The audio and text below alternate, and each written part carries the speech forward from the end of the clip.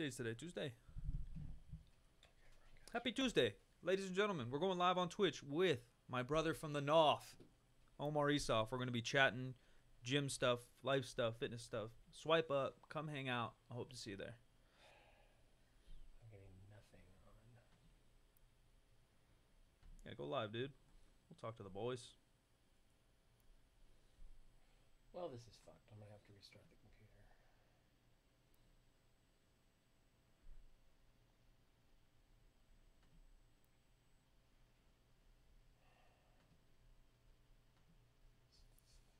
FaceTime's literally not working. I've never had that happen before. Oh, I can't actually see my cursor either. That makes things difficult as well.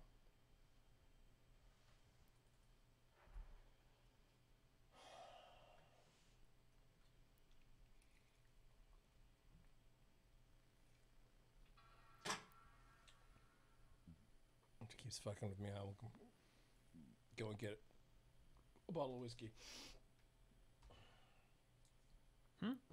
I said, if this keeps fucking with me, I'm just going to get a bottle of whiskey. By all means. This is my favorite. What kind of whiskey, Jim? It's my favorite, dude. It's big delts for the gods. Oh, it's the... Love it. Love it. But I'll show you their plate-loaded stuff. I kind of like the ones that are seated, too, where they rest, like, on your outer arm. I like that better. This one. Okay, man. I'm just telling you. You're biased because it's Arsenal. No. I've never even used Arsenal. Those stacks, because of the levers, the stacks aren't enough on those padded ones. Look, that's what 24 has. It feels too light. This shit looks sick, though. I mean, it's the same as anything else, obviously, but still looks good. King Kyle. Oh, those are sick. Is that wood on the outside? It looked like it. That's why it's sick, but it's just gold. How dope would that be? It'll be like a pirate ship. There's your chest press. They actually have good variety. They have a chest press like hammer strength, and then they have like a chest press like an old school machine. Like, let me find it. Maybe Flex Lewis owns part of this. Actually, now that I'm looking more.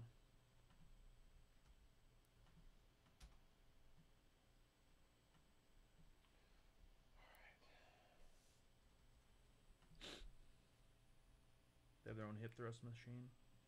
Fuck you, Brett Contreras. Oh, we're good on part one. Where is it? They don't have very good pictures. God damn, that is hot garbage, but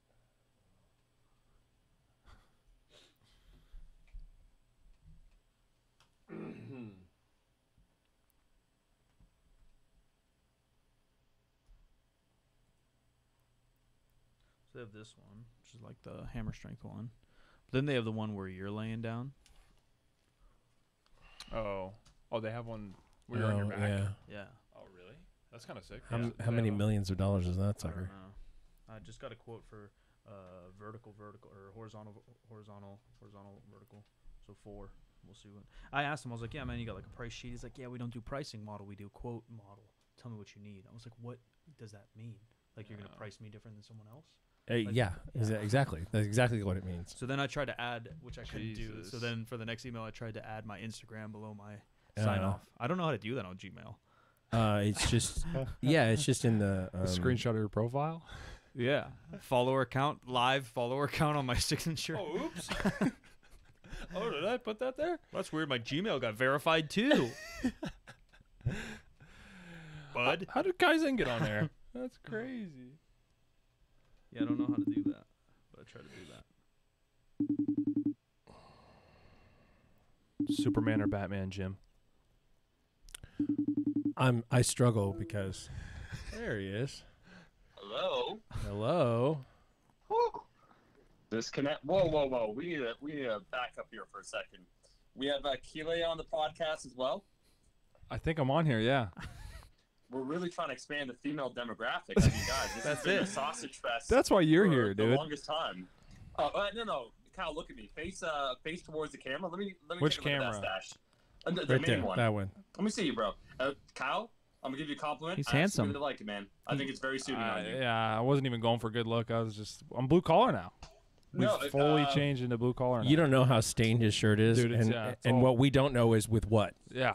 Yeah, Connor's not here. No, Connor's in the background, right? He's Yes, Yeah, Connor but he can is- hear He's you. actually here I'm on it. here, asshole. Right, so this is gonna be a Jerry Springer type of how do you call it? Confrontation, Mike, where like you're just gonna facilitate with Jim this reconciliation. Yeah. And Kyle's like the proud dad to be like, look, my boy Connor has a lot of different potential possibilities. He's just full of vim and vinegar. Just give him a chance, man. First thing Connor said when we said, "Yeah, everybody get on," he said, "I'm not gonna talk much." Oh, I can hear him. I can hear my boy. I think in the background, Connor laughing. I'm not gonna I'm talk here. much. I'm here, you son of a bitch. I won't forget. Jim, how's it sound, man? Am I good? Like the light, whatever. I tried some bullshit. Yeah, you look just fine. We're live on Okay, Twitch, yeah. dude. All right, so don't Oh, say we're anything live. weird. Okay. Well, fine, fair enough. New Weird, script. dude. We're getting weird. All right, fine. Fair Well, new script. We can always talk more after we're not live anymore. Oh, That's when the real stuff comes out. So, Jim, what do you need from me, my man? Like, I think I'm good. I told Mike, like, it is what it is. My iPhone's a piece of shit. Some of us I'm get good. new phones sometimes. I don't know. Look, I don't have that YouTube money like you guys. Okay, I've seen the new series.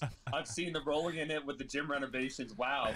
Or staining the concrete must be nice opening up a gym. Like, I wonder what that feels like. Could you guys just go buy some Rascal T-shirts so we can maybe get Omar a new phone? That's all we You know, need.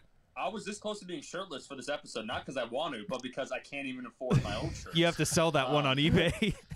This one's being sold, actually. Yeah. This one's already sold. This one's going to a nice gentleman in Maine. Weirdly enough, it drives the price down. I was hoping it was going to drive it up, but it is what it is. We're in tough times, boys. I get it. It's actually signed on the back. Yeah. That's the thing. And he's going to send it out. No one wanted it, Kyle, so I had to remove. I said signed by Omar Isuf, and no one bought it, so then I just removed that part and it sold like hot. Put a patch. Are we live, Jim, or no? Oh, Yes. we're live. Oh, we're totally we're- live. Oh, is it- This is oh, all of we're it, live dude. on Twitch? Live on Yes. Twitch, dude. Podcast? We're actually live on CNN. I forgot to tell you, Omar. We got a new contract. Yeah. Yeah, That's- I just want to say, Don Lemon. What an interesting name. I think it's just truly tremendous how you guys diversify your content on CNN. You know, from COVID updates to COVID the updates. coronavirus updates, to basically the infection rate of the new novel virus in America. There's a lot of different things being shown there, so I'm glad to be on. Yeah, it's been a real interesting couple weeks here. Yeah, dude. Same Yeah. thing on Twitter, same thing on the news, same Yeah. thing on the newspapers. We're If they 5 exist. months in now. Is that the story? I think we're 5 months in. March 13th? That well, in terms of quarantine, yeah, but Yeah. in terms of like beginning to have a panic about it, Oh, for sure. February. But I think March 13th was at least California's oh shit bar. Yeah. Mm. When Yeah. me and Connor were walking through the grocery store, and a young college kid looks over, leaned over on his cart. Did you hear they closed the college? I swear it was out of a movie. Because me and Connor were like, we just kind of heard news. No, we're like, all right, well, let's grab some food. So we grabbed some frozen pizzas. Like, I don't know what's about to happen. I hear maybe a lockdown's coming in. Oh, I This- remember the this- frozen pizzas. This kid looks at I remember this that. kid looks at me like a fucking atomic bomb's about to explode. We're all dead. I was like, oh fuck, kid. They're closing the Oh, my college. I gosh. remember that. You're like, yeah, man, it's getting weird. I got some frozen pizzas. It's like, okay, dude, Yeah. we're good. This is then. his struggle. Yeah. This is going to be his struggle for the rest of. Bro, I can't. We all survived COVID. I'm like, you're fine. You're in your house. You have AC. Yeah. Your parents are paying for your rent. This ain't it, player. Yeah. Real quick aside, Hit I us. first actually got my first inkling of the big Rona after I visited you boys. Oh, so you're putting it on us. Yeah, dude. So I'm not putting on the three of you Disgusting. sitting down, but there is someone behind the camera that seemed to know a thing or two about what was going on before it happened, you know? Yeah. But what I was going to say, San Francisco, I was at the airport, and I noticed there was more people than usual wearing masks. And people were kind of muttering, like, oh, like there's a thing happening. Because, of course, there was some news Sure. out of China. I think San Francisco is one of those hubs. So some people were cautious. I did notice, honestly, even in February, probably 5% of people had masks at the San Francisco airport. But the funniest part was after, remember, we were just like doing our thing. I think we had just a few late nights before I left. And so, you know, I'm a little under the weather, no big deal. Oh no. But I'm in the airport waiting to board, and my ass is sneezing, and I shit you not, there was like Bob and Karen just turn and look at me after I sneeze and like just give me a one over look like, oh my God, he has the Rona. Don't talk to him. He's gonna die. Like, but they just like, you know, that subtle thing where people they don't even know it. The micro signals where they go like this, like they just move a little to the left, like 3 inches. They were put on notice. They're like, we're gonna die. Who's gonna inherit our yacht? You know, it's a big deal for them. I understand. It's crazy though. San Francisco is, I don't know by stat, but I'd imagine maybe top 1 import, not import, but airport from China. I would imagine it's got to be. It's one of them, yeah. For at least like, commercial style planes and stuff. And that city is one of the safe-ish ones. It's safer than Yeah, they're not doing bad. They're doing really well considering how many fucking people they have. Doing better than we are. Yeah, and we're not doing that badly either. No, and how condensed they are. And that airport is massive. You guys keep talking. I'm gonna run and see what the hell it was that was left at my door. It's probably if it's burning poop, I'll be right back. Oh, Mac, So just keep going. So Omar, Jim, yeah, Jim, I wanted to catch up with Jim, and now he left you, dude. It is what it is. He was talking about he hates ordering you. whiskey earlier, so we're not really sure where he's going or where his head is at. But it's been a long couple weeks, buddy. I wish we could just do this all day long, but I know you're on a time crunch. The first topic I want to actually dig into, that we've been digging into, me and Jimbo, is just the future of fitness. And it's something you and I kind of talk about off air and what we're doing business-wise. Kyle really goes his phone as soon as you start talking. Like, it's just I know. fucked up. It is It's kind of just fucked up. I was checking to see if Twitch was Mike's working. like, all right, time to talk about Fuck, dude. I know. You Unless guys are the Kyle's just professionals looking at here. office. Unless we're You're talking the about bikini professionals, girls, dude. unless we're talking about bikini girls, he just doesn't care. Because you train at a niche style gym. You and I make internet content for the fitness folks for a living. But a lot of commercial gyms here are filing whatever 11 bankruptcy. Chapter 11. Yep. They're going down. Never read the book, but I know how the story I goes. skipped it, went straight to chapter 12. What do you think's actually going to happen? Obviously, COVID's going to be around for a long time. Here in California, all our homies, our boy Ben, some other people are adjusting as we do in business and as you do in life, hopefully. Again, you know, your house, COVID isn't an acid that's burning through our roof and we all have to go underground forever, right? Like, you can make do, and he just built an outside gym. He said, screw it, I'm going to go build an outside gym. It doesn't really rain here until December. Let's party this party. Not necessarily with COVID, but obviously COVID's playing a role. But I think more in my head is the effect on humans and how their life is, right? The talk of everyone working from home now and maybe staying that way, that some of these big offices may close. Simple things. I don't know who it was, but someone, I think it was Casey Neistat, who has good perspectives on things generally speaking. He's like, I don't know if movie theaters are going to come back. He's like, I bought a cool TV and I just watched, a brand new movie for $5 on my whatever. And he's like, I loved it. He's like, I don't know if I'm going to the movies again. And I do think there's always, money to be spent on experiences, and some people love that. I love popcorn. But right, and so same thing with the commercial gym or a home gym, right? Equipment sold out left and right. People are working at home. You're doing chin-ups in a fucking tree. Besides that, like, I know you want to get to a barbell, and you'll do wherever a barbell might do, but do you ever see your home gym experience, or do you need the community? What's the world need? What's best for the people? Omar, teach them. Whew. Mike, teeing off, my man. First, let me just say, I'm honored to be back on 50% Facts. This is maybe the third time.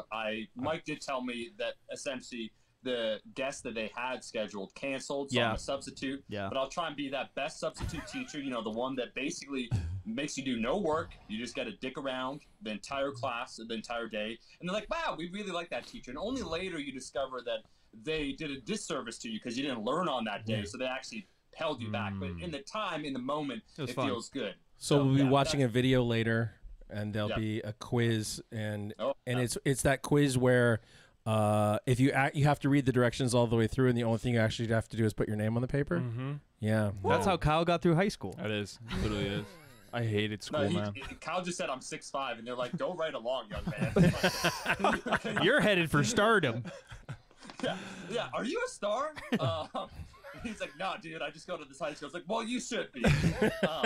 I'm still waiting. The moment that I can't wait, and I do want that series. Quick tangent is because I know my boy's got skill. Kile is I want Kyle to throw the ball right at me. Obviously, I'm gonna miss, but it's just it's like the train like a pro. kind of that idea Yeah. like we spoke about. We have a buddy that's a professional hockey player, so just like a day with someone who is quite skilled at something else. And to see, obviously, I think hand-eye coordination is not for powerlifting. There's not a huge requirement, but just to see how some of those things bode over. Anyways, I just want. What if you do it more Happy Gilmore style, and you have some protection on, and he just pelts you in the head with it? I won't be liable. Well, now we're unlocking a Pornhub category. You know what I'm saying? This is like we're getting into fetish zone right here, where it's like I'll watch it. Pivoting. So I've been called a boomer recently because I made a Pornhub comment, and that might be because Mike, Browser's official, the person that runs it, reaches out to me. Mike has seen this. It is what it is. But they're like, bro, Pornhub is so whatever. 5 years ago, it's all about OnlyFans. I'm like, damn, the internet's changing so fast before my very eyes. So, is that a real thing? No way. OnlyFans? Well, I know OnlyFans is a thing, but I thought that, I guess the difference in my head, and I've not subscribed to any adult stuff just based on budgeting. That like Pornhub to Playboy. Right. Yeah, and it would be more like OnlyFans would be more like a Playboy kind of thing, right? Like pictures of like an individual rather than full, Spider-Man cucks my girlfriend video. Thank you. And OnlyFans isn't free, and you can't argue with the price of free. No. And also, no. I'm pretty sure yet on OnlyFans you can't watch a man get smashed by a car, which is kind of one of the categories I'm into. So then you can't find it there. Maybe you and I are the first ones. I could turn my E30 in, and I'll buy a truck, and then I'll wear a cute top, and I'll just roll right over you. Bro, look. Is it a crop top? Don't talk about it. Don't talk about it unless we're going to make it happen, Mike, because I can't be let down like this. There's a brand new Ford Bronco everyone's real high on. Maybe I'll drive over you in that thing. Crush me, bro. Crush me. That's it. Well, when people say bought me, that's what's up. Yeah. Kyle's like, Kyle's just thinking like, okay, I was here for the traditional family values. That's what I'm trying to bring to this podcast. I don't know. This went some different direction. A fork in the road was met. So I'll steer us back on topic, but not run over anyone. And I'll say I think the landscape honestly has changed and will change irrevocably. I think there's a very strong potential possibility of this.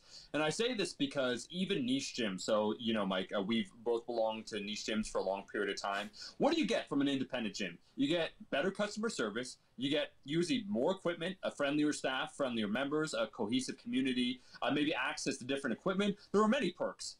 The problem, however, is that the individuals that tend to join an independent gym are more dedicated, on average, I'd say, than your average gym bro, right? Sure. Ergo, therefore, they've already suffered through this. The specialty boy, the specificity boys are like squat, bench, deadlift. That's what I do. Like the person that you basically did a caricature, Mike, in that video that we did of like the IPF lad. You know what I'm saying? They've had an existential crisis already because they're 4 months in. They figured out like, what am I gonna do? Am I gonna have a garage am I gonna have a gym in my parents' garage, or am I just gonna give up lifting? It's been 50-50. And anytime there is a major change like this, right, where something happens where it's monumental, it will change the landscape. Where even I've noticed, once again, the YouTube fitness content, and this is no mark against Juji. I actually like some of Juji Mufu's content, him, Tom. But I've noticed that some individuals, their views are down on YouTube fitness. And that's because they don't have fitness on the top of their mind. And momentum's a very real thing. And there kind of was, we're all there, Jim knows, like 2015, kind of like, there's some sort of podcast you guys used to be a part of. Can't remember the name at the moment here. But I had that wiped out of my mind. Go on. It was something, but I mean, all I know, it started 3 guys, so I'm on it again, right? 3 handsome boys, so here I am. So in 2015, we saw that meteoric rise of powerlifting and all that shit that happened, right? But what happens is sequential, it's additive. You know what I'm saying? So like, we hang out, then we hooked up with the homie Barquan, then Candido's getting You gotta some like shine. not say hooked up because we were talking about driving each other with trucks. It's like we hung out. Hung out. Hung. Well, did we ever sleep in the same bed? No, we slept parallel, side by side. Head toe. Yeah. No, remember you're in the cot, I was down below, and then Nigel took that photo where it's like the influencer life. Like everyone else is taking photos, Jim. of like, there's 50 people, like whatever, in their mansion. Meanwhile, the Mama's Boys, when we had the We're in a podcast, Days Inn for $20, and me and Omar are on the ground. I'm on a cot that looks like it belongs in Full Metal Jacket movie. Oh, no, So you had to call down to and be like, can we get a cot? Yeah, charged us dude. $5 extra. We had to budget it in. And we had to talk about that too. It's a that was a deathbed, big dude. that was a big moment, Kyle, where we're like, can we afford this shit? I did essentially not eat breakfast You the cut out next for day, this but it shit. worked out. Yeah. Yeah. So from all that time, momentum is built up. Connections are being made. And so I think it will return back to almost what it was, but it'll take some time. And you have to keep in mind, like Jim, y'all are very smart people, but I know Jim thinks about these things because we had some of these conversations. That even restaurants, as an example, right? You have 100% capacity will yield, let's say, 30% profit or whatever. When you dip below for a restaurant, let's just say 60% occupancy, it's impossible to turn a profit. So the business no longer can operate. And so the problem, even I think the statistic is in Sweden, where they're kind of doing that a herd mentality. They're like, fuck the old people, let's just kill them off quickly. You know what I'm saying? People, and so they haven't closed businesses, but businesses are still down. So Right. even when we lift the ban, so if people are like the government free us, like what are they? Hey, cool player, like we're gonna free you, whatever. You can get after it. Businesses are still gonna be below capacity. Because there's a fear, there's a concern, there's all these things, right? I get it. I actually think it's quite understandable when we think outside of ourselves.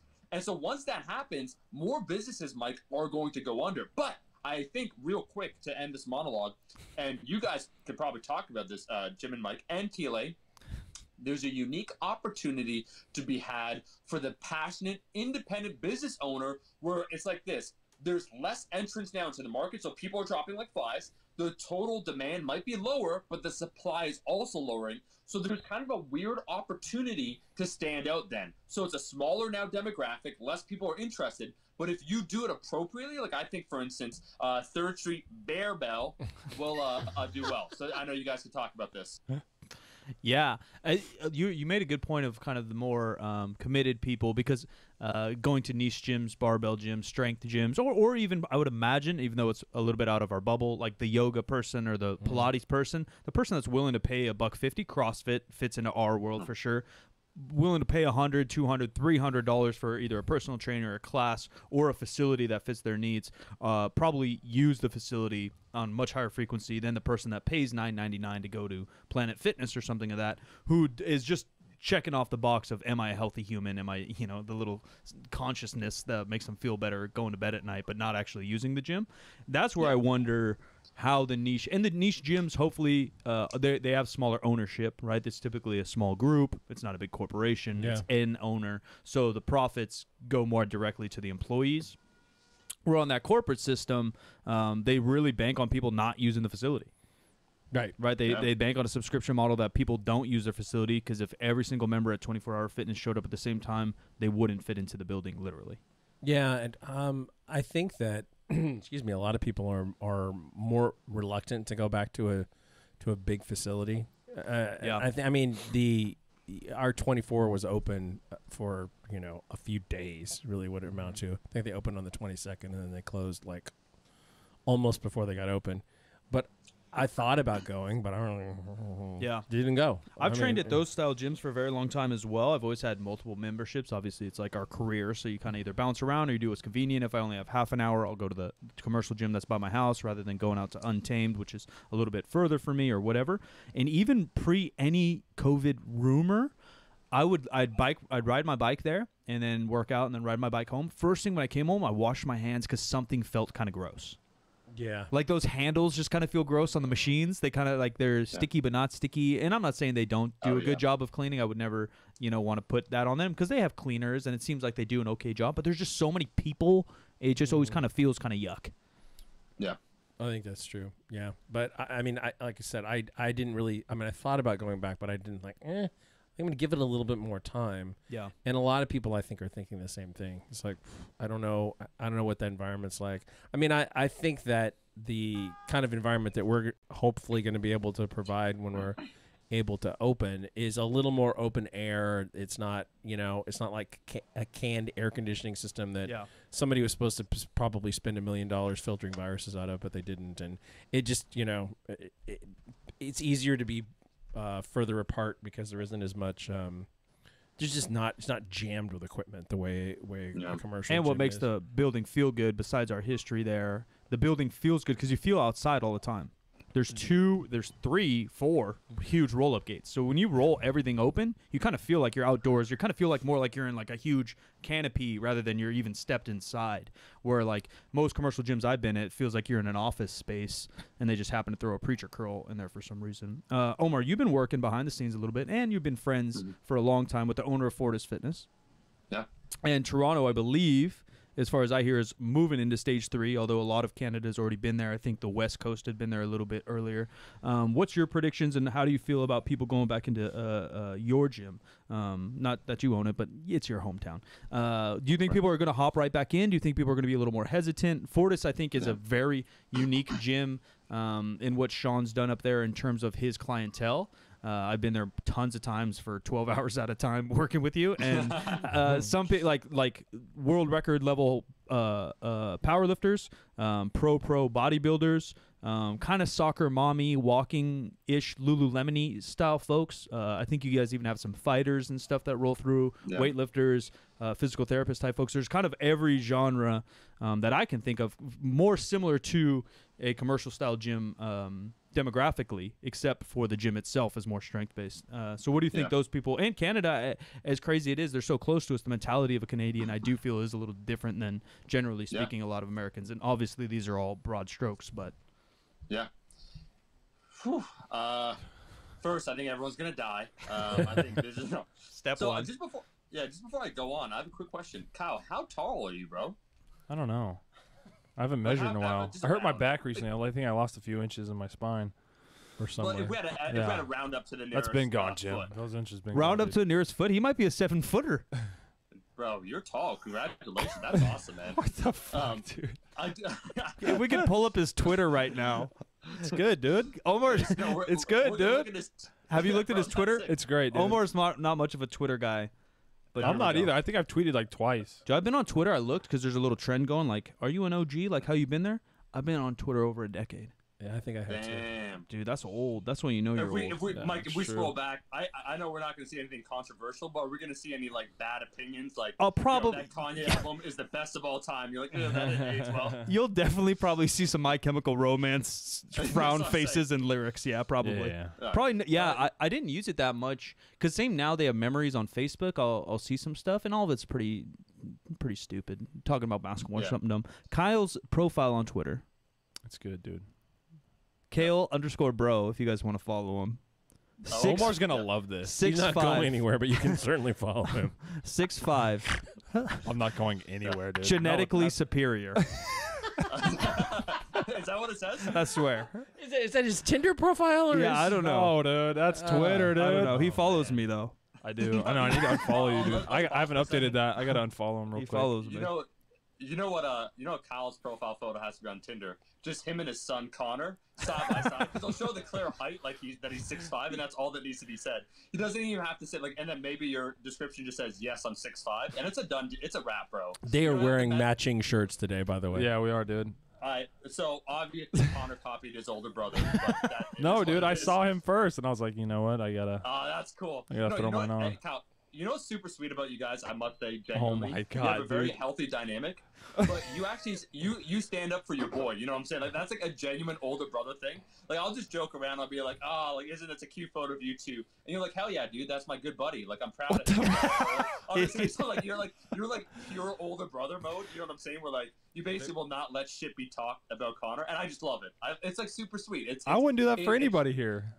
I would defend anyone here. You said wouldn't. I know. That's fucked up, dude. You're not going to take care of me? I wouldn't. But anybody else that's what I'm saying. I remember some shit, not like nothing crazy, but like y'all were just like going after a little bit of Mike's place. I was like, if this was Connor, he'd be like, you know, right? Connor, I respect your opinion. Let me think about it. Maybe I'll change my opinion. If it was Mike, he's like, man, you're trash, bro. Like, get out of here. I'm like, wow. Because Mike doesn't need his head filled up anymore. I don't know if I told you, Omar, but Kyle, and I quote, Mike, you are unlovable. I didn't, dude. I don't think I said that. I don't think I said that. That's what he told me. I'm sure it's live on Twitch somewhere. I think that's like a what's that called when it's like you think something like what is it, the Chick-fil-A thing, but it's not spelled that way. What's that called? The Mandela effect. Mandela effect. I think that's what's going on. So here. what did you say that made it? That's close. I don't think I said anything. I think I used the word unlovable one day. He said I'm then unlovable. I don't remember it, man. Mike thinks those thoughts. And then here Connor is out of nowhere, the voice of the voice of reason.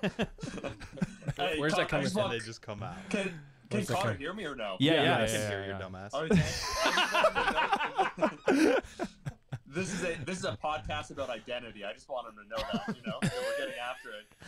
The issue really is with this entire podcast is that when Omar hangs, he obviously lives, 5,000 miles from us, but we're together for hours on time when we are together.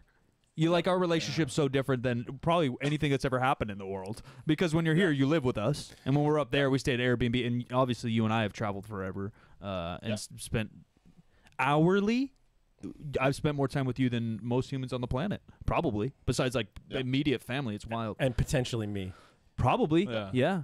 It has to be in terms of podcast hours, work hours now, and with the 3SB stuff. And then as soon as Omar can fly down here, he's sleeping on the nice concrete we just made. Bro, I can't wait. That stained concrete. So, I won't answer because something I'm trying to do a better job of. If I go on a tangent, I'll get back to the question you asked. I do want to talk though, Mike, about you, Jim, and also Kyle's opinion as an athlete of what you're looking for. Obviously, when it comes to designing your dream gym, because that's a really unique opportunity for Third Street. Hey, whose podcast is this? Who's doing the fucking interview in here? This always happens with Omar. I don't ever prepare for Omar because I know that he's got questions. God damn. Well, Jim, I was going to say that, can I just promote your gym? Because I can Absolutely. tell that from the superficial outsider perspective, and I just know you guys decently, I'd say, is that there's a clear intention. And I think that's what differentiates any passion project is the attention to detail. So I see that. So I do want to touch on that. So we're not going to let that escape. I'll briefly answer just about Toronto. I would say that Canada in short, all levels of government are essentially working together, so people understand stay at home, whatnot. As such, besides essentially Toronto and I think Quebec, Phase 3 has happened all over.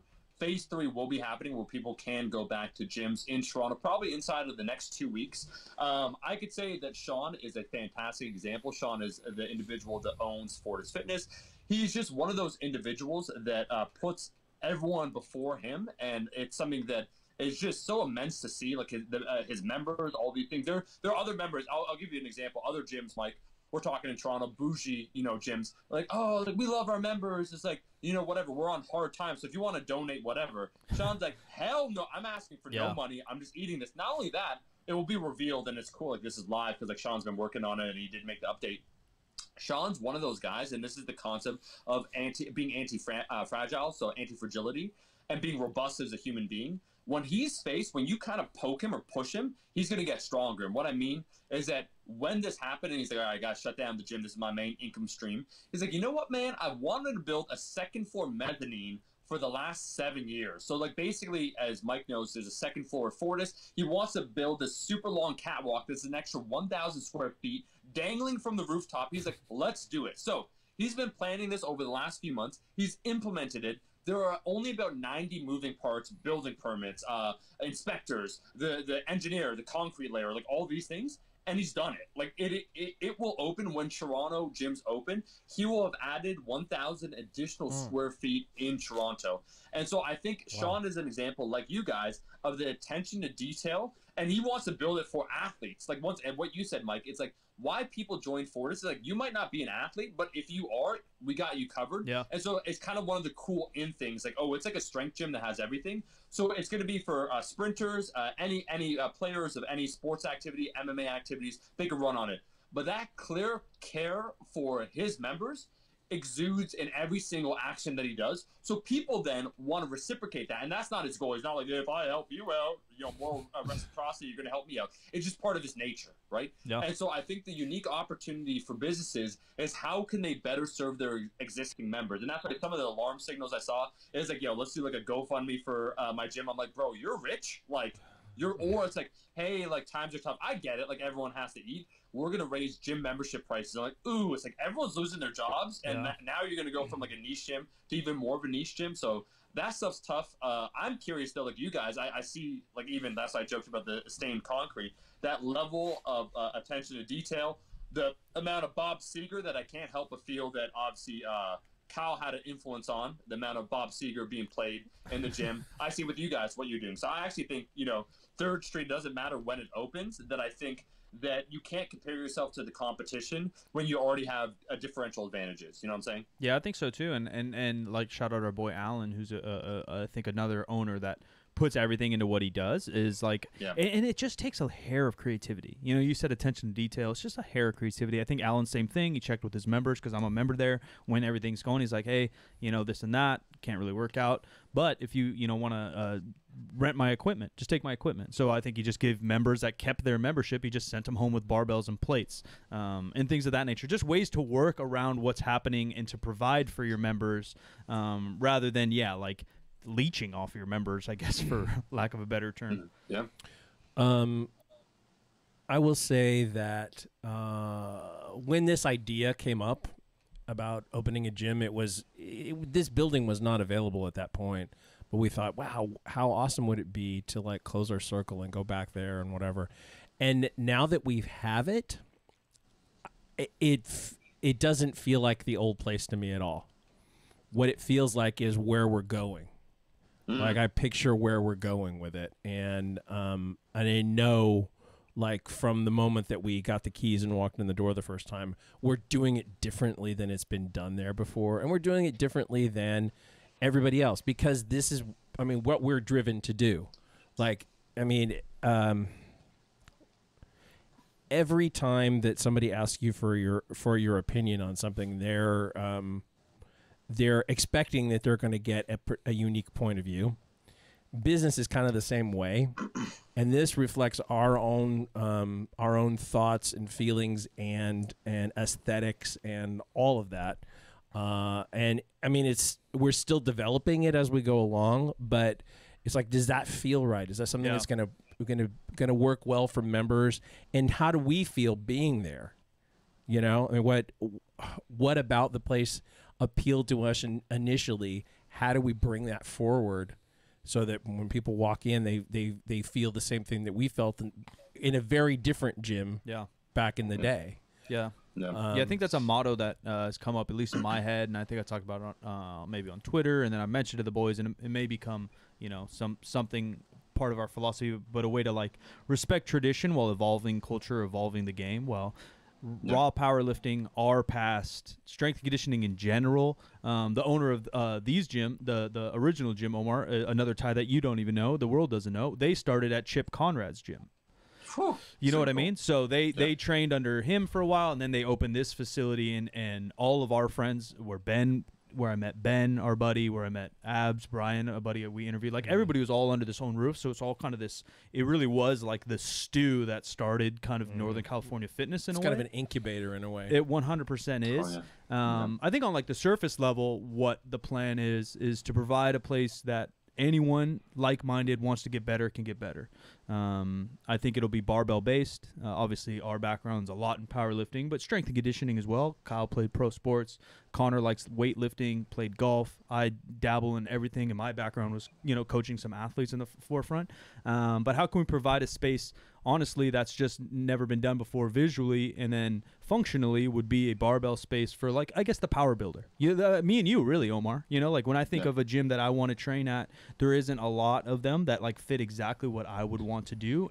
Not only there's very few that would fit what I want to do, and then there's probably none that fit how I want it to look, if that makes sense. You know what I mean? Where Barber Brigade, love Barber Brigade, love Bart, go there, smash weights, love that. And that's probably one of the closest to what my dream gym, if you'd want to call it, or Fortis Fitness even. I go in there like, dude, good vibes, good music, good people, everyone's getting after it, all the equipment you can absolutely imagine of. Dream function for sure. But then adding style, which actually, if we're getting honest here, therapy sessions on the podcast, because the whole team's there, it was probably my biggest worry going into business with Jim, and even the boys have been part of every single step. I was like, all right, man, there's going to be certain places I'm going to fucking lay my foot down, and this is going to have to be this way. And luckily enough, I don't think there's been any, not that we haven't compromised, but I think everyone's been on the same page with everything.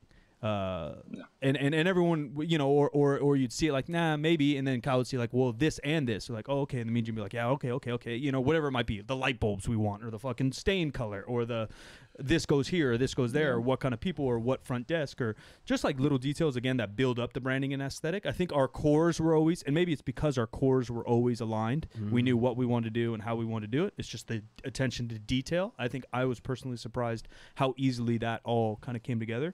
So long story short, respecting tradition, barbell-based gym, fit for anybody that wants to get better. We're not going to have 1,000 treadmills in a row, but other than that, if you get a little bit, probably any, probably none. But if you have any sense of creativity, you're going to find a way to improve yourself, and it's all going to be based around doing it with people you want to be around. Good company is our main slogan, and we want to be around each other, and that's why. I was texting my mom this morning. She's like, man, I'm so tired. I was like, oh, what's up, Mom? Because she's painting one of her bedrooms. I was like, well, I can come paint it. Like, I've just painted 60. Easy. Yeah, I said I painted 6,500 square foot with these guys, and I didn't hate it. Like, I didn't hate it. Like, it's 105 degrees. 105 degrees, 6,500 square foot plus of 12-foot walls. I was like, yeah, Mom, like, I'll come paint your little dinky shed. That's cake now. Mikey. Yeah, you know, I was going to say real quick is that, one, I'm just curious what you said, Mike, where you said some tough choices had to, be made, is how Connor dealt with the fact that a Topo Chico vending machine wasn't going to be installed. I know there are many sacrifices by everyone. But I know Brazzers, I don't even know how to say it, follows you. Yep. My follow of the month. Oh, Topo? Topo Chico, bro. Topo Chico. Topo Chico. Hey, 50% facts. Sponsored by Topo Chico. Imagine, dude. Cool, refreshing, mineral water. So what I wanted to say real quick is just I think this will finally be, and I can relate because, you know, we have hung out a long time. I think, one, you're a very good judge of character, so it makes sense that the individuals you interact with, that it's not a problem, if that makes sense. You know what I mean? Yeah. Because when you gather 3-4 individuals in a room, there's going to be differing opinions. Sure. But just the fact that you guys could work through things, I think that speaks, one, to your character. But I also think that this is going to be one of the clearest ways for you to finally be able to truly express your voice via, obviously, the artistic choices that you make in the creation of Third Street Barbell. Yeah. Where, you know, some of the words can kind of sound, not nebulous, but when we talked about that, where you said, like, I've never really identified with a particular gym, or like, you know, yes, it's barbell based, it's not a powerlifting gym. Until someone, it's kind of like the concept, I think it was Nassim Taleb that said this, that in the Iliad, when they used to describe several thousand years ago, different colors, they actually, purple wasn't a word, right? So even in ancient Greek. So they would say wine dark, like the sea is wine dark. So until you invent that concept, until you're able to crystallize it, everyone's kind of living in a certain level of ignorance. So when you talk about these things, people can try and approximate it and conceptualize it, but when they see it finally, the finished product, it's an aha moment. Yeah. Two things I want to say real quick, and I do want to get Kyle's opinion on this as an athlete, as an AFFLEET athlete about kind of Third Street. I just want to give a quick shout out also. I think it's obviously so wise for multiple reasons to also have a gym in the mix. Again, for multiple reasons, but as a small kind of encapsulation of what I'm talking about, Jim, when we visited at the Arnold and we hung out, so Mama's boys, we're trying to make it, we're hustling, we're in this like dingy, it's smoke filled, it's like 20, 30, 40 years of secondhand smoke. They haven't washed the bed sheets. It's probably 100 square feet. We have to shower together. I'm sleeping next to Mike. And then Jim had like a dope ass Airbnb. I did, yeah. We're like, hey, Jim, come on our podcast. And we went to this piece of shit hotel. And Jim's like, you want to come on ours? Like, yeah, man, we'll go on your podcast, Jim. And then he's in this fucking sick fucking loft. No, does it right, dude. It's like a place, like if there was a place to take someone back to and be like, yeah, so I'm staying here.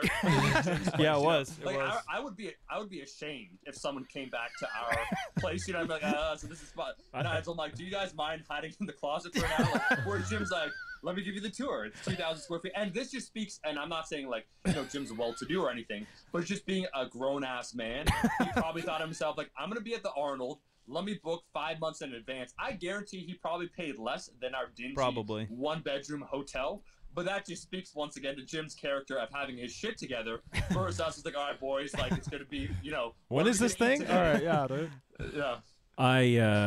I remember just knowing that there were not a lot of hotel rooms available downtown, number one. And number two, they were super expensive. And so I think that what I got was pretty much on a par with getting a hotel room down there. It was a really nice Airbnb. But I've stayed in I've stayed in similar loft Airbnbs a number of times by myself, and it just feels amazing, to be honest.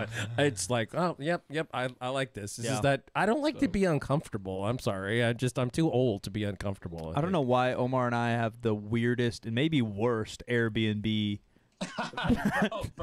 you guys past have bad ever. history. Really bad. We have a history. So, and let's talk shit on them for a second because you and I have a bad history. I think they're the biggest ones under fire for doing this GoFundMe stuff when their business is failing. They were under scrutiny. I think last week they tried to do a GoFundMe like, "Hey, Airbnbs aren't doing so good. You guys want to just send us money?"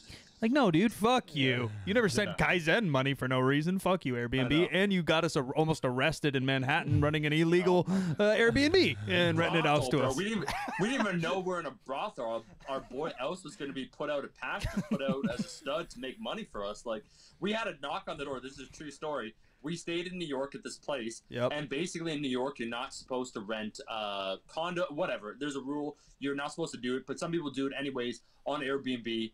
And so they did it, and we had an officer knock on our door. I believe they told Omar, hey, someone might knock. It's just security. Just ignore it. So I think we ignored it. 6 a.m., like a like a fucking cop knock, and we're in Manhattan. At least I'm jet lagged as shit. It's a little bit similar Omar time, but it's like 5 in the morning, and then there's a note saying a Manhattan NYPD on our door. Oh shit. Mike, another quick memory, and then I do want to get Kyle's opinion about the gym. Holy shit, do you remember when we, so funny Toronto memories that time, now it'd be 3 years ago with Alberto Nunez. Yeah. But where I rented, so this is actually super funny. I can share this because I guarantee this person, she does not listen to the podcast. She's like, actually, I'm the #1 fan. I'm intensely disappointed with you guys for talking about this. But remember, it was rent a house. So we rented for Kaizen a house. It was a nice house. Really and nice. That was actually the trip, too. That once again, Alberto, what a stud. There's another influencer, I'm going to say, in quotations, that tried to hit on this dude's girl, like, while he was downstairs. There's a lot of things that happened to Berto. Another one tried to take him to lunch real aggressively. That's what I'm saying. Like, just some crazy stuff. But if you remember, Mike, we were talking shit because I said, this house is nice, like, da-da-da. I forget what I said. Anyways, turns out that the Airbnb host, there's a little like trap door to the basement, and she was staying in there. There's a Harry Potter door. She was underneath us the whole time. Yeah, the woman who lived, and I forget what we said. We like nothing like offensive. No, but it's like, oh, there's a real nice house. Like, I want like probably sells drugs to have this house. Like, we're just like just joking around.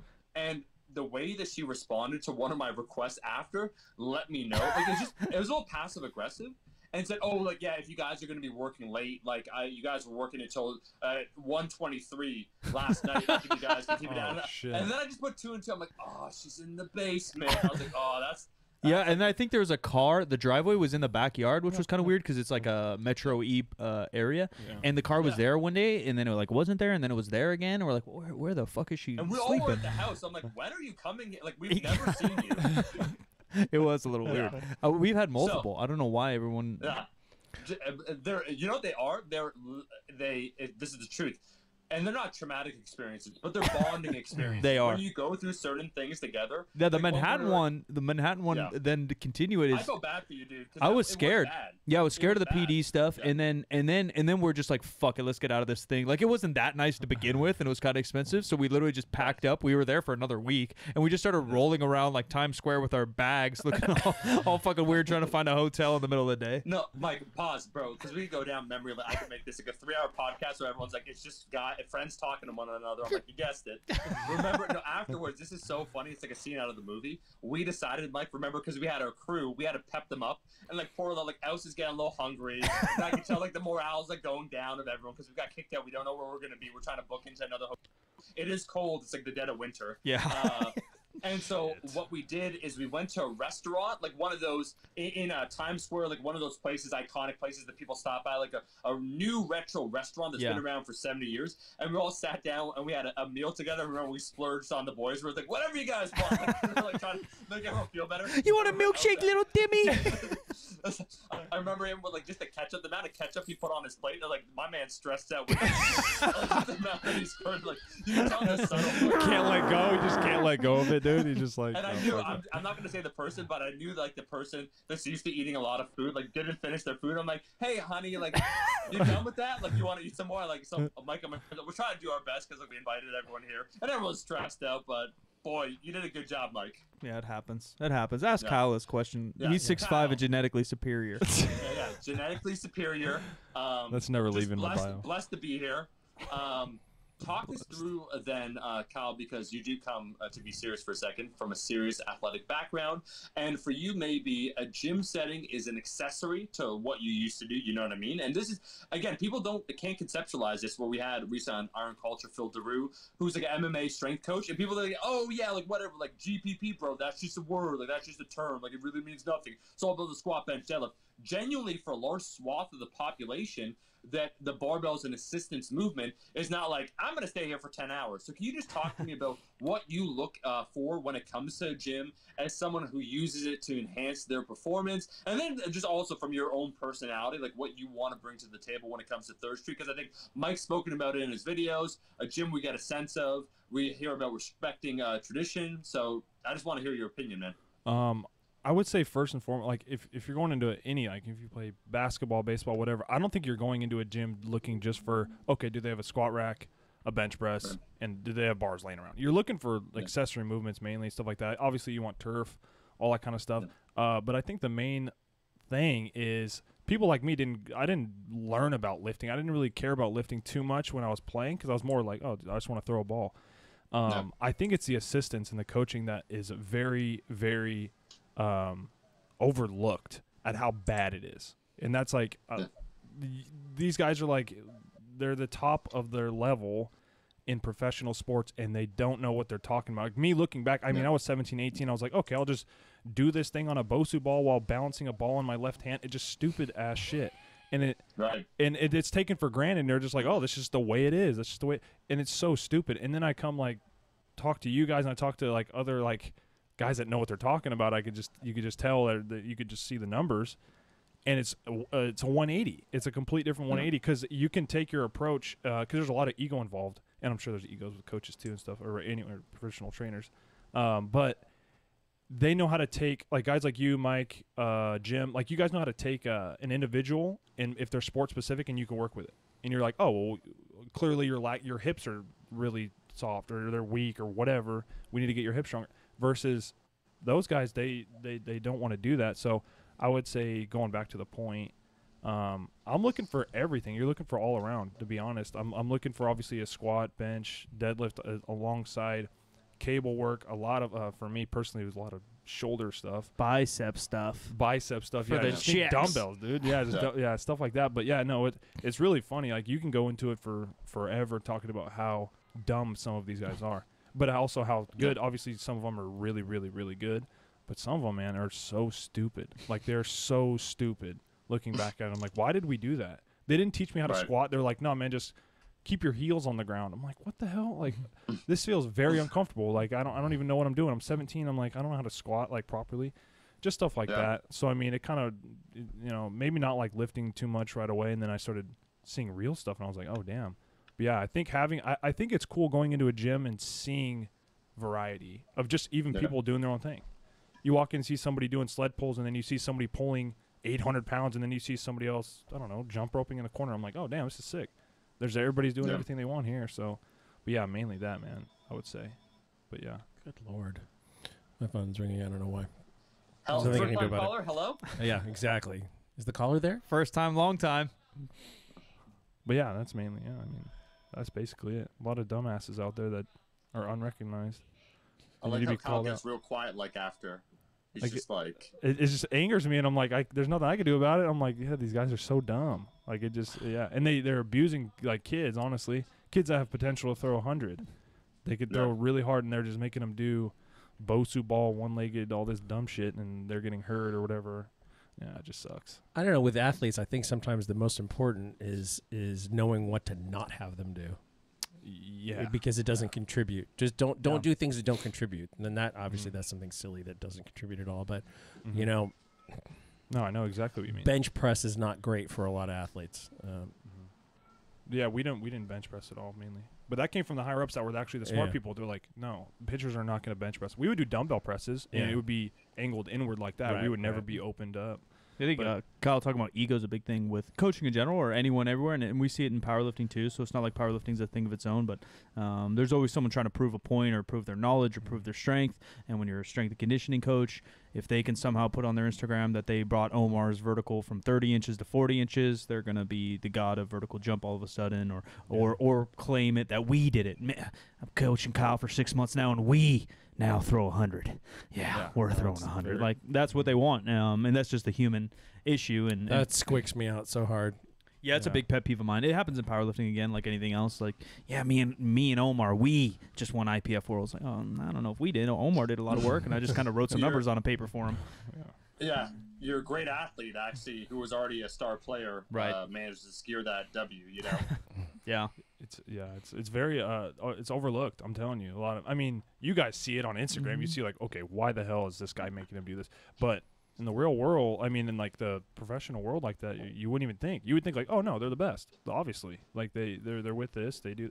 No, it's not good. It's not good. But I mean, yeah, I mean, mainly that's what it comes down to. But mainly, yeah, man, just general lifting. Honestly, it's cool to just see everybody kind of lifting from all walks of life. I think in a gym aspect. Yeah. No, I think creating a welcoming environment. I think, Mike, did you talk about it in a video or did you just tell me privately or something? Man. But it's like basically the carpet, or when you walk in, it's like leave everything behind. Yeah. Worst I did. Yeah, we're gonna do a rug. You just spoiled the whole world. We're thinking about doing a rug. Damn it, Omar. That says like leave it outside. Last time appearance on, the spoiler alert appear. Yeah, something to the nature of leave it outside or leave it here. And I think for me, on a personal level, it's like leave my stress, leave my issues. And a lot of people, right, iron is therapy. So you're like, ignoring whatever taxes you have to deal with, or, you just got to fight with your boyfriend or whatever it might be. Now you can kind of lift and recenter yourself. But I think in today's now and age, and also this is something, again, respecting the tradition of what happened at the gym before, is there is people from all walks of life there.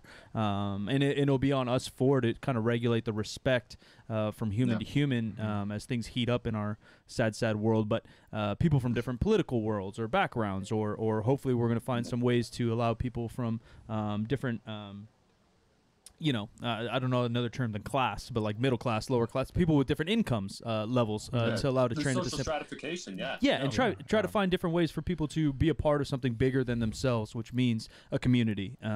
Something me in a true sense, Mike. 100%, and it's lost. And I heard a quote over the last couple of weeks here in Sacramento where someone said we have too many neighborhoods and not enough communities.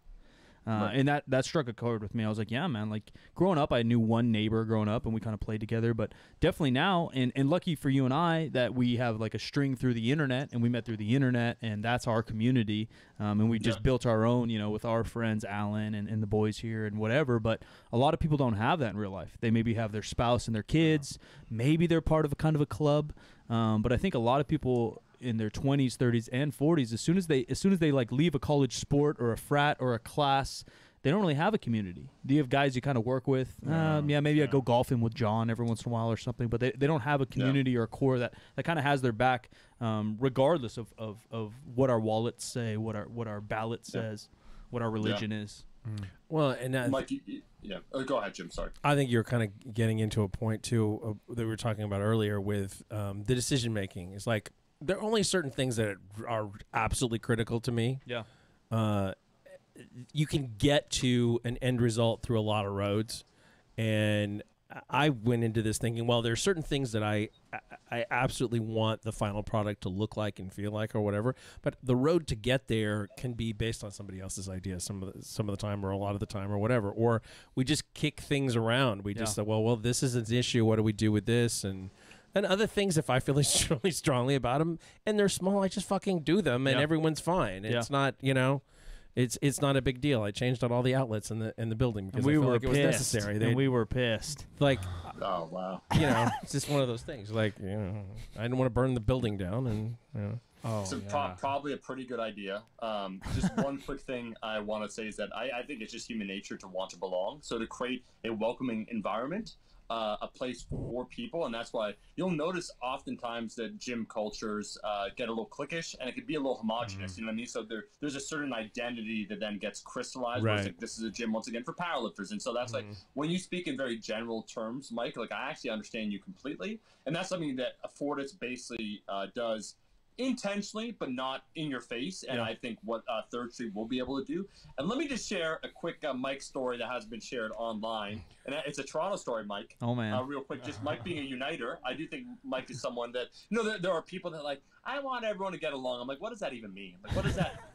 Let's examine that. What does that even mean? We're implying that there's two sides here to every coin. Like, is that what we're saying, dog? Like, and then there's a third side, the right side. I think being able to be someone to unite individuals through a common love of something can be powerful. And I actually remember in Toronto, which is in general a very, very peaceful city, we're walking in the beaches. Oh, man. And there was these two drunk dudes, and we're chilling as you, me, Adalberto, and a few others. And these two or three drunk dudes were just like being kind of belligerent. They were quite intoxicated. It was a summer day. It was quite crowded.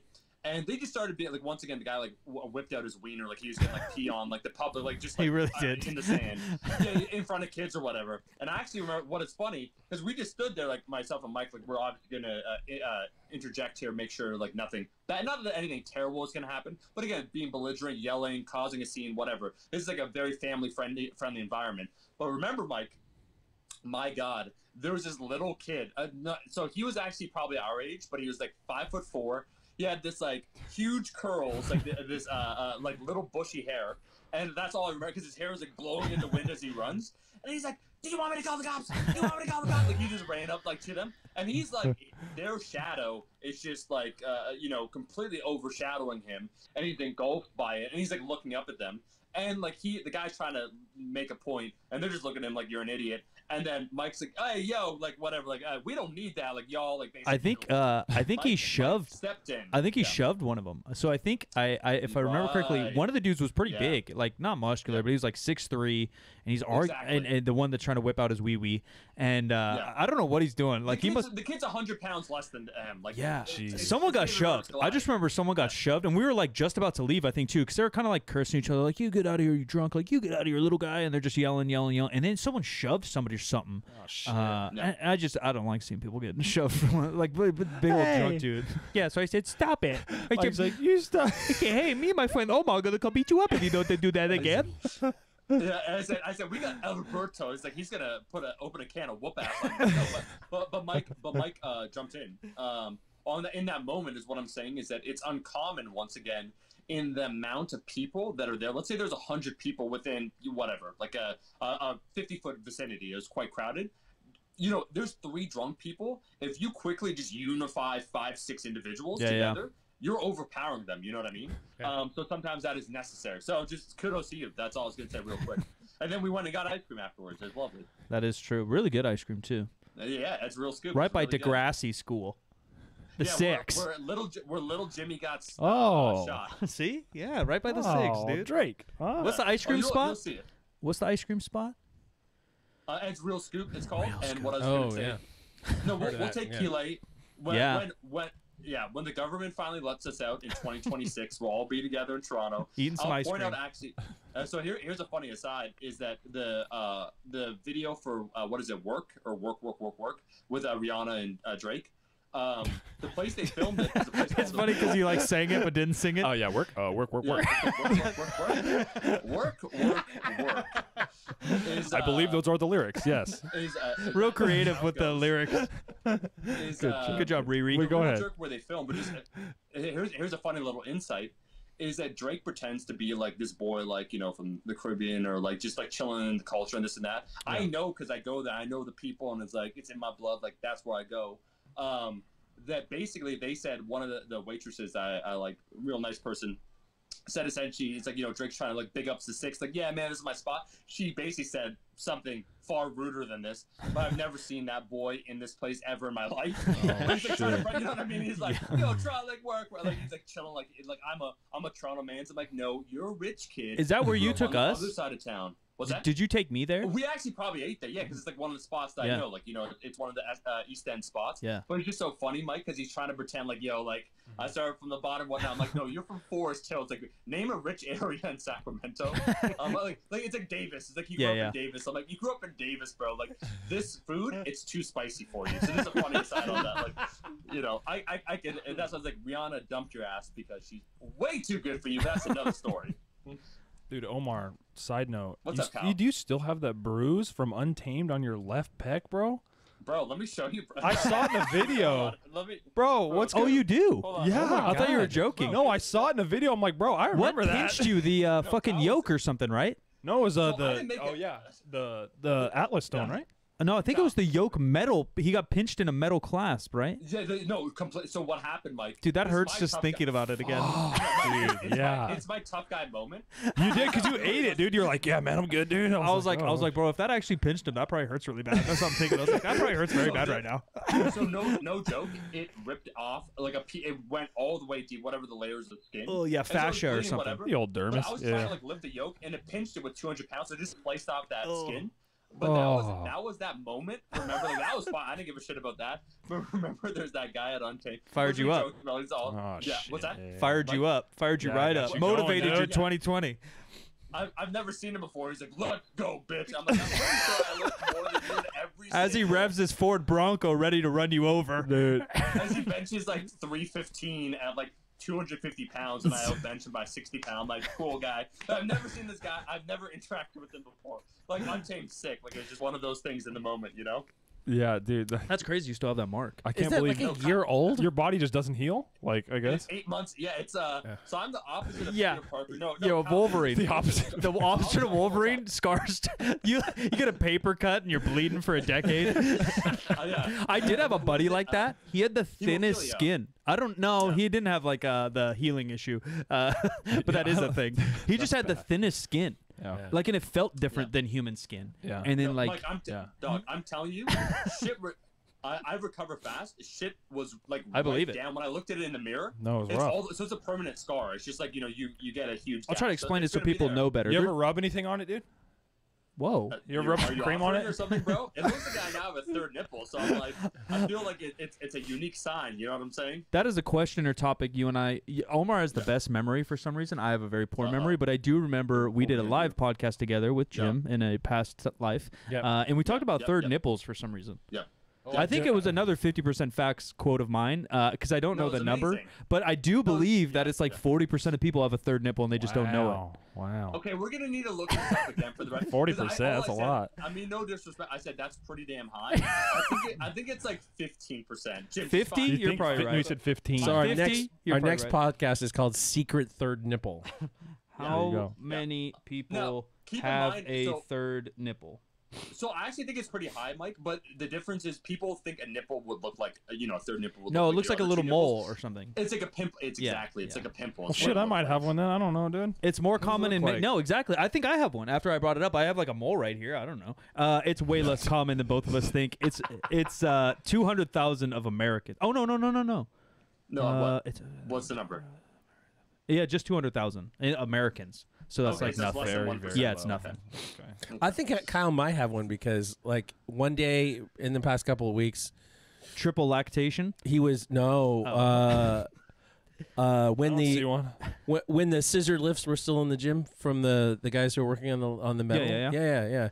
And Kyle goes behind one of the scissor lifts to change his shirt. He was trying to hide his third But he nipple comes from out us. in the middle of Just being everyone to nice. change his shorts. Oh, that's a good point, dude. I'm Real proud of his hog. Real nervous of the three nipples. Yeah. Ah, fuck. All right, they're on to me. They say Zac Efron might have one. Sorry. Oh, They That's what claim, Google's telling me. Notable people like you that have three nipples. Kyle and Zac Efron. they, There you go. they claim that he's got a dad bod now that he's gone like 10% bear mode. And Mark Wahlberg, they're pointing to. Oh my god. Hey, I just want to say long night, huh? Yeah. Now I'm just looking at nipples on Google. This Omar, dude. What do you, How do we get here? Omar, you getting stronger over there or what, dude? I saw don't you think overhead so, pressing some honestly. weight though. I was just thinking of us being together again, and it just like really fired me up. You know what I'm Dude, saying? it's gonna be a good Yeah. time. You that was lifetime PR. Yes. Yeah, I just wanted to train That's up heavy. a little bit and kind of put a mark. You know what I'm saying? Like every year, trying to get better Yeah. in some sort of way, and so getting stronger again in some capacity. It's cool. I have a brand new sweet looking dumbbell set in our garage and haven't touched them once. Nice. Yeah, 5s to fun. 100s. Anything you could want to do, you could probably do, and have done nothing with them. So I honestly, if I was able to travel and it was safe, I mean, it would be cool to come down. I want to be down when what do you say? The grand opening. Can you say when it's gonna happen? I know it's like up No. in there and like there's so many things. Yeah, No, we're No. just adjusting along the way. I think the apparel stuff might be 4-6 weeks. We might be able to do an outdoor gym because we have our own parking lot, which is rare in downtown Sacramento or in any downtown area. We have our own parking lot, so we might be able to do some outdoor action. I can't wait for you to see it. There's a huge outdoor in the back that's part of the building with overhang, and so that could probably fit a couple squat racks we might set up, and then we might tent off the parking lot a little bit. We have a huge parking lot that might be a gym for now. We'll see. Yeah, we'll see what the world dictates us. But we're definitely a couple weeks out. Yeah, it's real cool though, Mike. Where I could say once again, the Third Street Barbell is actually in the city of Sacramento. Because here's the thing, like we went, and this is no shade against Alpha Elite. When we went there, I had a long drive with Connor where he professed his love of Wes Anderson. I was like, I get it, dude. Like we have to talk. We about almost this died in a stuff. rainstorm. I told that And I was story the other week. Do you remember that? What? That car What? spun out in front of us on that rainstorm. We almost died. Do you remember that? Wait, us? Yeah. We Wait, got that where shitty were we, rental bro? car. I'm exhausted. I'm probably really grumpy. And then they gave me a shit rental car. And then Where are we? God Where are I we? think Austin to Houston Drive before Bucky's. Oh, This right. car Yeah, flew no. off the fucking road. Yes. Yeah. Shit, dude. Yeah, That's it went scary as shit, flying. It dude. went flying. And it's like the main freeway between Austin, or there's two main freeways that go Austin to Houston, but this is one of them. But it turns into like a two-way or a one-way deal. So it's a small-ish road, but you're out in the middle of nowhere. And the rain just, someone turned the lights on. Like it just started dumping. Damn. And this thing went flying. Luckily, we were a little ways back. We were all dead. So it was a 2-lane. Mike, you're actually give you some respect. You're a very good driver. You're Thank quite, you, you're sir. aware. What do they call it? Defensive driving or whatever. Yeah. What clouded that memory, Mike, is just the simple fact that I've never seen someone so excited like Connor when we entered Bucky's. It's that amazing. You wouldn't think that we just nearly died. You know what I'm saying? Like myself and Mike, we kind of have that like pale look over our face. We're like, damn, dude, like that was close. Do you And see Connor's how all many different smiles. types of almonds they have, Omar? Yeah, man. Can I buy you a cowboy hat? Car just went off a cliff. You're like, oh. They got Gatorade in 3 different colors. Yeah, man. They have that everywhere. Wait, they got the logo on a hat and a vest. I'm like, we nearly died, dog. Do you realize this? And it's like not registering for him. Oh, man. Bucky's So is a national treasure. There's very few Yeah. things that I want to visit so many times, or I wish we had in California Yeah. versus other states. California, I love it, but a Bucky's would No, really it's change my life. I've never Mike, been. what I was going to say real quick is that your gym is truly one of the few gyms that an influencer or a YouTuber can claim is in the city they profess. You know what I mean? And that's what I was Yeah. going to say. It's no shade about Christian. Is like he wanted a lot of space, and I get it. Real estate's expensive, blah, blah, blah. Alpha Elite, as an example, which is one of the premier kind of gyms that a YouTuber owns, is not even in Houston. It's like a suburb of a suburb. Like you name it down, and I'm not gonna put anyone on blast, but like the 8 or 9 gyms a YouTuber own that they own, they're all outside of the city. So for Third Street to be in the city itself, like it's legitimately in the city of Sacramento, I think it's super cool. Yeah, we're really excited too. Jim lives pretty close to it. I live really close to it. We both have obviously, I think almost Jim's been here longer than me, but I've been here 25 or 27 out of my 32 years, and Jim's been here more than half your life now, huh? Yeah, well, but it is your city. It's your city, almost more than your hometown is at this point. Kyle's from here. Connie's going to adopt it whether he wants to or not. The airport's close. Sacramento is unique. You've been here, and the last time you were here, we got to see the city a little bit. Now that I live down here, but we're really excited about that fact too. And same thing, just another little PSA for the world is like Mike, what about Untamed? Alan's my boy. I'm a member there. Oh yeah. And it's over Alan's 50. sick. Yeah, it's over 15 miles away. That's what people don't know is because the internet makes the world feel so small. And so like Untamed Sacramento, why would you do that? Like, bro, he's further than where I grew up from Sacramento, even like further up the freeway from the suburb I grew up in. Is it technically North Highlands or? I think he might technically be Roseville. Oh, because he's right there at the end of it, okay. or near it. And like another thing is like, dude, the city's 500,000 people or whatever. Yeah, more. Yeah. It's like in terms of the penetration percentage of the saturation for the market, we're talking less than It's like 0.1% of the population. So I think you can have two gyms coexist peacefully or 100%. honestly mutually beneficial. I agree. And obviously, I brought it up to Alan before I announced it anywhere and all that. And then also the fact, like you just said, like population here, I think it's 500,000 in just like Sacramento proper, but we have suburbs that reach out. Literally now, if you drive to San Francisco, you don't go anywhere without a suburb next to you. There's suburbs from us to San Francisco, which is 65 miles away. But when you're talking about the style of gym we have too, you're talking about hundreds of members, not thousands of members, like a 24-hour fitness or something silly. So I do think we can find ways to do cool things and just build up the city. I think it's just so random that Alan and I even are the same age and grew up in the same city. Yeah. Even Matt Ogus, who now lives much further away, he lives even a suburb of a suburb of a suburb. But basically same age, yeah. He's just a hair younger than us. Grew up the same. Like we all grew up within like 15 minutes of each other, which is really weird. Really weird. I think Omar said it right, dude. I'm trying to penetrate the market. You are penetrate. That's no. We know you are. Here at 3SB, we're here to penetrate the market, Omar. We're here to penetrate all of our clients. Our market. Hey, look, I'm just trying to help that Tinder profile. I know Kyle's thinking secretly in his head, man, wow, this has been an hour. I probably have 30, 40, 50 new ads. I just got to decline them all, though, real quick.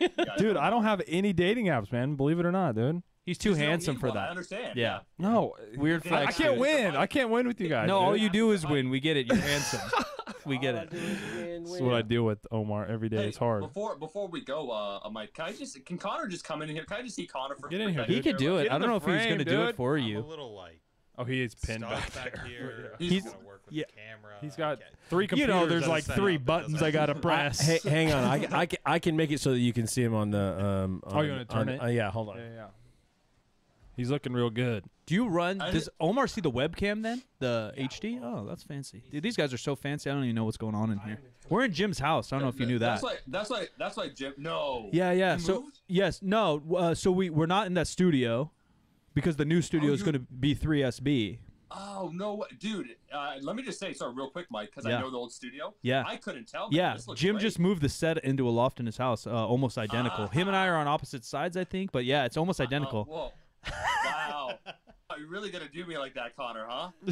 That's messed up. You just sent that all to Twitch. Connor just saw. Messed up, bro. Messed up. They can't see it, dude. He's in control of everything. Have you seen as much of him as you need to? That's more than enough. I just want to hold that, see that more malaise going on with Connor. I sent him a message today, Kira Kurosawa, a message containing cinematic imagery, and he hasn't even responded. It's messed up. Did he leave you on red? Before or after you unfollowed him, Omar? That's the Jerry Springer stuff we have to get into. Yeah, so Omar. Yeah, go ahead. No, let's go into it. So here's what happened. Jim, just answer this question for me. Jim, have I ever unfollowed you? He's making a defense right now. No, but I can tell you that about 2.5 years ago when I disconnected from somebody, a bunch of people who were just like followers on started to decide, that they didn't want to follow me anymore. So no, just I would never do that. But not you. You're a true homie of mine, and I'm proud to call you a friend. Same idea with Mike. Let me just say real quick. Here's what happened. Yeah, weird I how you stopped Connor, but let's. So here's really what happened. I got big leagued. If we could get into it. Okay, yeah. There's a little fighter called Uriah Faber. Great term. I messaged Connor. He's like, yes, Mr. Faber, I'll go and help you out. And I said, hey, Connor, would it be cool if you take some shirts for basketball? And he said, not a problem whatsoever, Omar. And then he left my ass on red. And so took your money and ran. And he basically said, fuck your shitty shirts. I'm with the Cali kid. Yeah. So I'm with the Cali kid. It's almost one of those Shakespearean Greek tragedies, really, like Oedipus almost in nature, of doing something with your parents. Where Connor fears most someone unfollowing him because like, wow, this guy big leagued me, but he actually big leagued me first. So he's committing the sin that he hates the most. Where I was like, hey Connor, like you took great photos, which is a true story for Rat. He was crushing with Rascal. Then I sent him a message. He just left my app on red, and then next thing I find out, he moved on and upgraded to Uriah Faber, which I get it. Like he didn't like any of the content that I made, or he didn't really buy into it. So it was a clear, easy break for him. So he's trying to be defensive Mike and trying to act. He's making it unsurprisingly all about him, but he was the one that drew the first dagger. So it's kind of one of those weird stories. Yeah. Do we have a rebuttal, Connor? That sounds like a built-up story. I would like to air it out, but I don't want to put the third party in. Oh, there's other parties involved. There's another party. This one has to happen off air. We got other parties involved. We got other and what about Kyle? Does he have a follow now? No, he's had a fall for a minute, bro. Oh, he's see, had it for a minute. Look at that, wait, dude. No, he did the same thing to me though. You're 6'5", sexy and useless, and you got an Omar follow. He sent me something, dude. He said he was like, "Hey, man, I'm a little emotional right now. That's why I had a hard time or something." I was like, "Okay, man, I totally believe you." Follow. I said basically that I can't have these goyles, Goyls, looking on my Instagram. I get that. Seeing this man's profile. Competition. I don't want to compete. Yeah, so I created a cock and bull story about some emotional stuff, me being, that space, reading negative stuff, and I was just trimming down the people I followed. It was really just the hot goyles. You guys should go to Hollywood, man. You guys should be actors. Well, actors. We are very authentically ourselves when we speak, if that's what you mean. Then Omar needs to be an actor too, dude. You guys are really good at deceit. You know what I remember? Kyle, I don't know if Kyle will admit to this or not about me, but Kyle called Mike the two words he used, and I'm going to see if he denies it or not, because I do seem to remember this. He called Mike a master. Do you remember what the other M word is, Kyle? Yeah, he calls me manipulator. This. Yeah, he calls me this every single day. Master manipulator. That's what he calls me every day. I was going to go with baiter, but after he says I'm unlovable, he tells me how. Right. Yeah. It's like, all right, Jim, it starts with an M. Baiter. I'm sorry. No. Even at my age, if someone word says master to me, no. it's always baiter. Baiter. Those are lucrative bait and tackle shops named Master Baiter. Yeah. Really? Yeah. I put up a meme that I got from the internet onto my story that what said paint shop, but the symbol of the P looked like a T. And I thought it was so apparent that it said taint shop that I didn't have to say anything else. I could just put it up. That's the joke. Yeah. That I could just put it up and say, yeah, we've been painting the gym. But everyone, I got 100 DMs. Mike, you know that says taint, right? Yeah, I know it says taint. I know. I'm well aware it says taint. That's the joke. Oh, shit, dude. Thanks. They like thought you took that photo. They did. And it was like the worst looking paint shop. I would never go in that place. Yeah. It looked like a nasty donut shop turned into a paint shop. It was bad, dude. We got to get Omar over here, start painting, dude, and doing some rolling or something. Oh, he's ready. Look at him, dude. I'm ready to do the work, man. I'm trying to trim up anyways, And then we could have the big kind of Dr. Phil moment of me and Connor airing our grievances out. Yeah. And that, it's kind of like that time, your dad's supposed to come to your baseball practice and he doesn't show up. Like I did him dirty like that. Yeah. So I feel that. But you show up to his birthday party with Ken Griffey Jr. The wrong gift. The wrong one? The wrong gift. The wrong gift. I was like, hey, son, heard you wanted this video game console, and I'm giving him, Super Nintendo, but he wanted a Sega Genesis. So I just can't. I could never get it right. He's a difficult kid. And that angst will fuel him to make, dramatic, excellent films in the future. True. That no one will watch, but there will be excellent nonetheless. And then you're gonna come back like, "Hey, it's me, your father, Roberto." So you're doing it for the betterment of him, basically. You're like, "Hey, I'm only hurting you now, so you're successful in the future." For me, I'm emotionally scarring him, so it gives him a reason to push forward and prove me wrong. Okay. You understand, Kyle? How it works. Is that parenting technique? How on a scale of 1 to 10, how good is that? Well, I would call it massive manipulation. So manipulation, is it a good parenting tactic, you think? If it's if it's a net positive, I would say yeah. How do you know it's a net positive though? Because he's going to go down in history. How do you know that? With movies? Yeah. Michael, bro, Do you know how smart me and Omar are? We know these things. I'm hurting you now. You'll be better in the future. Yeah. Okay. So Michael Jordan, his father did that. Jerry Rice. Sometimes tough love creates a schism in one's heart that is irreplaceable. It can never be fixed, and that fracture moves you and compels you forward to always seek that love or that art or that meaning in anything. I have a slight rebuttal to that. A man with no traumas and no obstacles in his life cannot relate to emotion and then cannot portray it in film form. I like how you picked out Jerry Rice and Michael Jordan. Obviously, phenomenal athletes, best in the world at their sport, pretty much. You know. What about the other millions That just have shit happen dads. to and they have shit dads and they have a terrible life? They didn't become Jerry Rice, Omar. You know, I don't have to pick two people in the world. I can go down the street and find them right now. You know what I mean? So That's what I'm saying. Look, no, it's not what you're saying. Yeah. Yeah. my goal is never to be helpful. It's maybe to be hurtful? Question mark. You know, but to make you question yourself in some sort of capacity. Yeah. Success. I think you hit it. So question yourself. Okay. Well, on that note, and so we still have time to talk bullshit after we're live. Where can people find you, Omar, Plug other away, than in buddy. Toronto? Jim, thank you so much for asking me that, my man. It's always a pleasure to chat with you. You can find me at 3rd Street Bearbell. You can find me at 50% Facts. You can't follow me at Connor O'Real. That's not a place you want to follow me on. But Jim McD is definitely a place that you can find me on. I've appeared on the IG story there. So that Silent Mike with 2 Ks. Good spot. Great content. And then if you're just looking, it's like late at night. It's like a long night, huh? And you're kind of looking to explore different options. Maybe this Tinder profile called Kale Bro, that just says, like, personality says, I'm 6'5", is what it says. If you want some superior genetics. I forgot you were there with that long night. I forgot were we riding bikes around?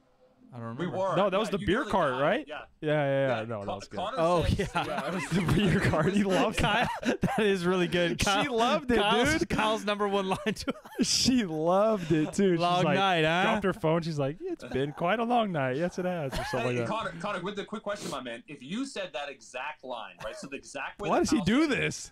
Like, do you think you would, just yes or no? Do you think you or anyone else would have got the same response, same line, if you said it the same way? Just out of think so. curiosity, Connor. Well, yeah. What's that? You see what Kyle did is he made her interact with her when she was just minding her own business. No, she was bored, dude. So I think Probably brighten her day. Running up Go on, Connor. I'm listening. in yeah. her face with a giant We did not mustache, go in her face. saying anything. She Didn't would have a been mustache forced either. to respond. So yeah, Right. I think anyone. No, of she us- was happy about it. She was happy about it. It's We like drove by. classic- She's on the left. I'm like, "Long night, huh?" And then she like was on her phone, Great dropped opener. her phone, and looked up and like smiled. Was like, "Oh yeah," like whatever.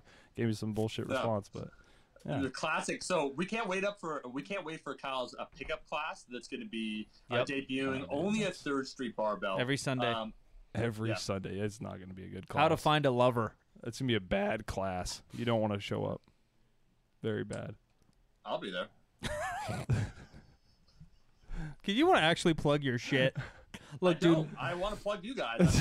you literally plugged an imaginary fucking Tinder profile on a podcast. It was imaginary before, but he just spoke it into his existence. It's there now, dude. It's there. Yeah. Rascal Apparel, Iron Yeah, Culture, Yeah. Omar You know those Isuf things. on YouTube, Yeah. which the I videos guess. are back. Videos are are back. back. Yeah. See? Yeah. See? Oh, Videos shit, are back. are they? Dude, that's crazy. No, I am bummed out that I won't be able to honestly, because I looked and it said that I think travel to America at least till August 21st. They keep updating. Yeah, it, of honestly. course. It's probably not going to happen, so I'm a little bummed out. I'm not going to be able to see the grand opening, but maybe I'll phone in a shitty live like webcam style. You know, won't be like real video. I'm like, hey, got to be like you know. So. We'll probably be doing a soft opening. That's probably maybe outside because our stuff's all even worse than Toronto, obviously. So we'll probably do a soft opening, then we'll do a big boy one and have you I'll and be all there the for homies. the hard opening, Yeah. not the soft opening. Yeah. We only like Omar hard. No. So I will say my 5-year-old grandson who lives in Halifax, Nova Scotia, discovered the other day that they are likely not coming here for Christmas and had a complete meltdown about it. And you are so calm and reserved over missing our grand opening. He wants you to I don't cry know. for us. I want Ice chill, bro. I So, want a like, little after- emotion. I want a little. Oh, okay. He's like, "Oh shoot." No, Jim, it makes sense. Look, after myself and Mike nearly died, and Connor was completely. He's like, Bucky's? He's like, Can we get Slurpees? I was like, we nearly died, Connor. We want to just reflect on this for a second. We just We're podcasted never for the same. 24 hours and 12 I hours. know. We heard about the anal fisting tent in what do you call it? Jesus. What was that place? Hey dude, Burning Kyle, Man. We didn't bring it up, bro. At Burning Man. Burning Man. We're like, hey, we knew. That's when we knew we were out. They're like, You want a sponsorship, huh? And I was like, probably not. That's the initiation. Hey, real quick, because I know you guys got to go. I still have it, and that's totally fine. But you know how they're like, yeah, we'll comp your flight or whatever. As soon as they found out I'm coming from Canada, I've never been reimbursed for that flight. That was like $1,500, but it is what it is. And that's today's tea, ladies and gentlemen. Yes. That's the tea. Oh, I got so much tea. Yeah. Thank you for having me on this podcast. Always a pleasure. I like this dynamic now trio. You keep this tall guy. I think it's gonna expand. Keep him around. Yeah. Mm-hmm. He can be busy once we open, though. I don't know what we're gonna do. Yep. Oh, yeah. Oh, I know this guy. He's out there cleaning bathrooms and Shit scrubber. Kyle the shit scrubber. Yeah. That's his official title. He wanted like general manager or something like that. I said, nah, shit scrubber. We'll start there.